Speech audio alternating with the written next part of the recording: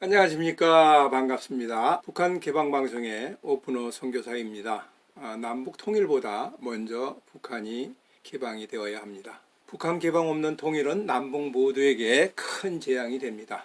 북한이 개방되어야 남북 모두가 잘 살 수 있게 된다고 믿는 사람입니다. 북한이 개방되는 것을 하루속히 보고 싶습니다. 오늘은 잘못된 고정관념이 어떻게 극복하는 것에 대하여 말씀을 드리고자 합니다. 나 역시 잘못된 고정관념에 빠져 있는 것이 아닌지 반성해보고자 합니다. 고정관념이라고 하는 것은 사람이 생각이나 관념이 잘못된 것을 다른 사람이 설득하여도 생각을 수정하지 않는 것입니다. 상태나 상황이 바뀌어도 관념을 수정하지 않는 고착된 사고방식을 말합니다. 사람에 따라 고정관념을 잘 극복하지 못하는 사람들은 소민인 경우에 많이 있다고 생각합니다.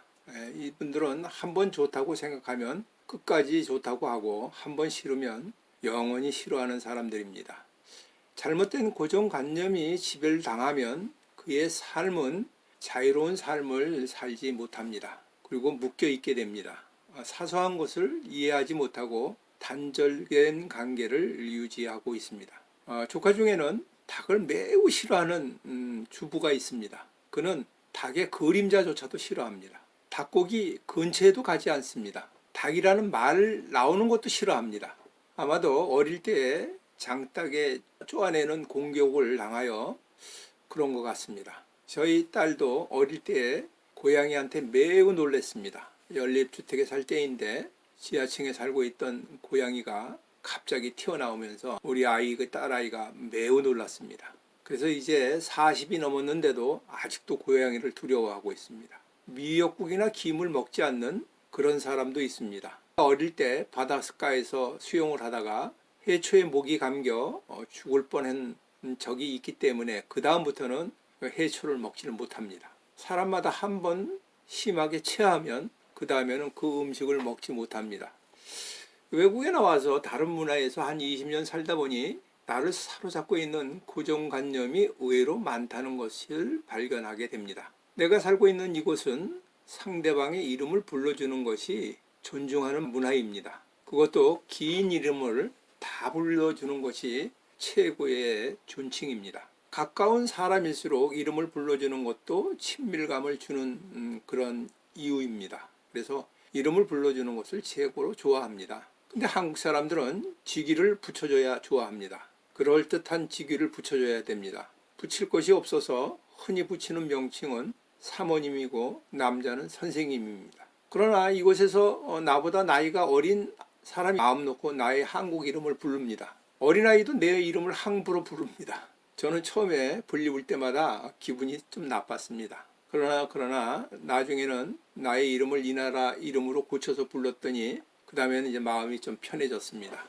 그러나 지금도 외국인들이 한국 이름을 기억하고 이름을 부를 때는 좀 당황하기도 합니다. 저는 선교사로서 특이하게 전에는 머리를 길게 기르고 있었습니다. 사람들의 반응은 두 가지로 반응합니다. 처음 보는 사람 중에는 만만히 보는 사람이 있습니다. 또 선교사로 알고 나를 대하는 사람들은 이상하게 보는 사람도 많이 있습니다. 그러나 외국인들은 나의 외모에 대해서 관심을 많이 가지고 있지 않는 것 같습니다. 반면에 한국인들은 몹시 이상하게 보고 있습니다. 나중에 제가 하는 설교나 강의를 들어보고서는 저에 대한 생각을 바뀌게 됩니다. 그리고는 사람을 외모로 판단한 것을 회개한다고 이야기합니다.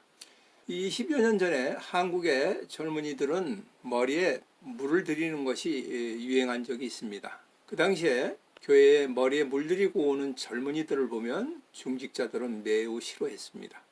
그런데 어느 날 제 아들이 머리에 노란 물을 들이고 집에 들어왔습니다. 그래서 저는 그 아이의 물들인 것이 잘 어울린다고 해주었습니다. 그랬더니 얼마 후에 다시 검게 물을 다시 들였습니다. 서양인에 비교해보면 한국 사람은 고정관념이 심한 것 같습니다. 그러나 내가 바라본 북한 사람들의 고정관념은 훨씬 더 극심합니다. 폐쇄된 나라에서 평생을 살아왔기 때문에 더 그렇게 된 것 같습니다. 그 중에서 가장 재미있는 것은 북한이 핵을 개발하였기 때문에 미국은 이제는 북한을 어찌하지 못한다라는 것입니다. 항복할 것이라는 것이죠. 미국 본토의 도시가 날아갈 판인데 한국을 지켜주겠느냐는 것입니다. 그래서 미국은 굴복하고 한국에서 미군을 철수할 것이라는 생각을 온 백성을 사로잡고 있는 고정관념입니다. 두 번째로 남조선은 미국의 식민지라는 것입니다. 일본도 미국의 식민지라고 생각하고 있습니다. 그 이유는 미국의 말에 꼼짝하지 못하고 있지 않는가 하는 것입니다. 전쟁이 나도 자기 스스로가 할 수 없고 미국에게 승인을 받아야만이 전쟁을 할 수 있는 나라인 것을 보면 알 수 있다고 말하고 있습니다. 북한만이 식민지가 아니라고 생각하고 있습니다. 이것은 종북주의자들도 이와 비슷한 이야기를 자주 하는 것 같습니다. 세 번째로 전쟁이 나면 썩어 빠진 남조선 계류군들은 총소리만 나면 모두 도망할 것이라고 생각하는 것입니다. 자기네들은 10년씩 군대 생활을 하고 특수부대 군인들은 남조선의 2배나 많은 공화국 군대가 분명히 승리한다라는 믿음을 확실히 갖고 있습니다. 그래서 대부분의 인민들은 전쟁이 일어나려면 빨리 일어났으면 좋겠다고 생각하고 있습니다. 네 번째, 북한 인민들 중에 30세 전에 있는 사람들은 지금도 대부분은 김정은이와 당을 위하여 목숨을 바쳐서 총폭탄이 되겠다고 자주 얘기하고 있습니다. 다섯 번째는 지구상에 유일하게 남은 사회주의 국가는 북한 하나라는 것입니다. 러시아나 중국은 사회주의를 포기한 썩어 빠진 나라라는 것이에요. 자본주의에 물들은 나라는 사회주의 국가가 아니고 다 썩어 빠진 국가입니다. 그래서 따라서 이 썩어 빠진 자본주의에 빠지지 않도록 옷이나 머리 모양을 철저히 단속하고 있습니다. 이들이 얘기하는 자본주의는 빈부격차가 심하고 내양견은 호의호식하는데 대다수의 백성들은 굶어 죽어 가고 있다고 이야기합니다. 이 말을 대다수의 사람들은 다 그대로 믿고 있습니다. 여섯 번째는 나이 든 사람들은 김정은이나 김정은이가 정치를 잘 못하여 나라가 어렵게 되었다고 생각하는 사람들이 있습니다. 그러나 김일성에 대해서는 아직도 높게 평가합니다. 김일성에 대해서 공격을 하면 탈북자 중에서는 우리 수령 아버지를 욕하지 말라고 이야기합니다.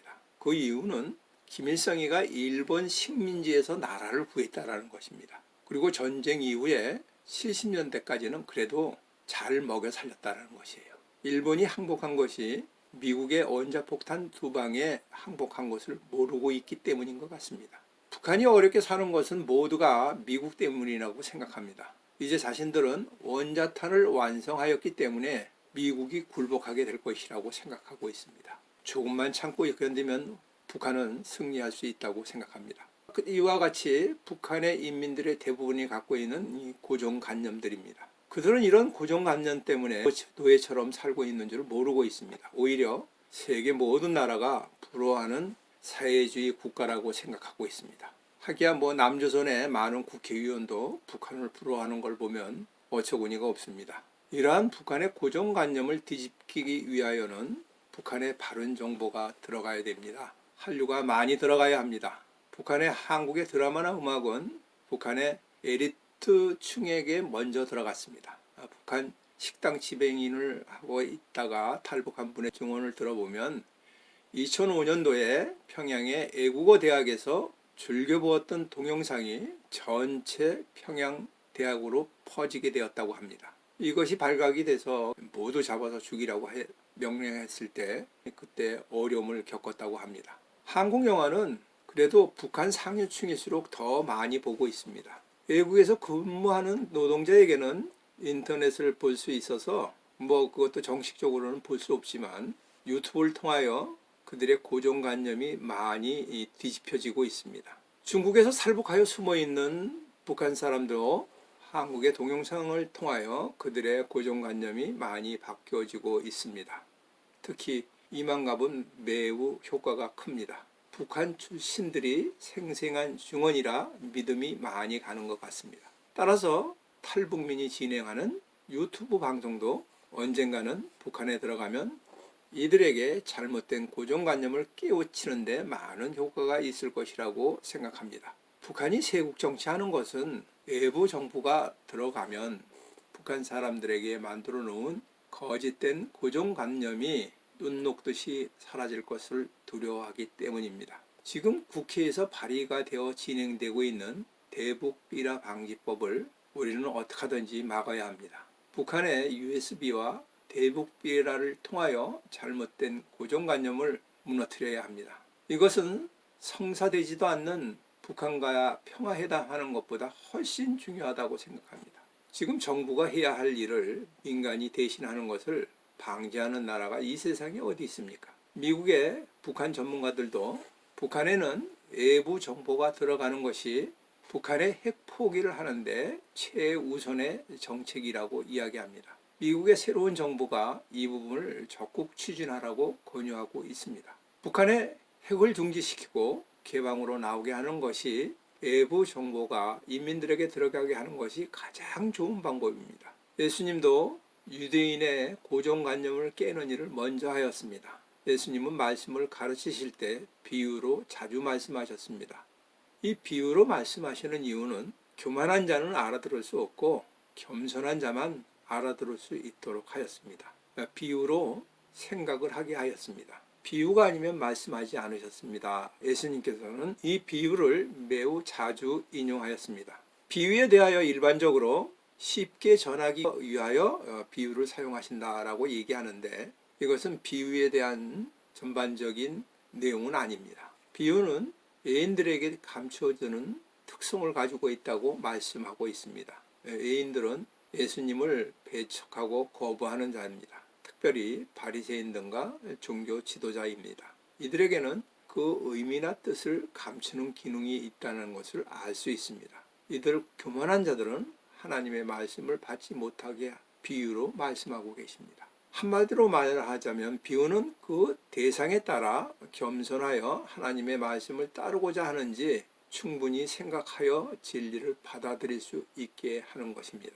비유의 가장 큰 특성은 고정관념을 뒤집는 방법을 통해서 이루어집니다. 예수님의 비유의 말씀에 대하여는 고정관념을 깨신 것에 대하여는 다시 방송하겠습니다. 고정관념이 깨져야만이 하나님을 만날 수 있습니다. 북한의 잘못된 고정관념이 깨어져야만이 평화통일이 됩니다. 이 고정관념이 깨어지는 때가 바로 북한의 개방이 되는 시간입니다.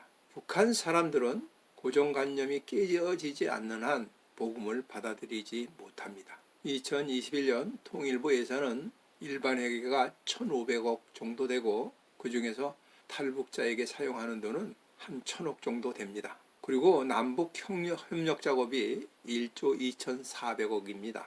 저는 이 돈들 중에서 5천억만을 북한의 외부 정보 유입의 자금에 사용하면 좋겠습니다. 이 돈이면 50만 원짜리 핸드폰을 100만 개를 보낼 수 있습니다. 만약 그렇게 된다면 북한의 고정관념을 깨는 것은 순식간의 일이 될 것 같습니다. 휴전선 부근의 도시에서도 한국 텔레비 방송이 11개나 잡힌다고 합니다. 북한에게 서독이 동독에게 한 것처럼 텔레비 방송의 전파를 송출할 수 있었으면 좋겠습니다.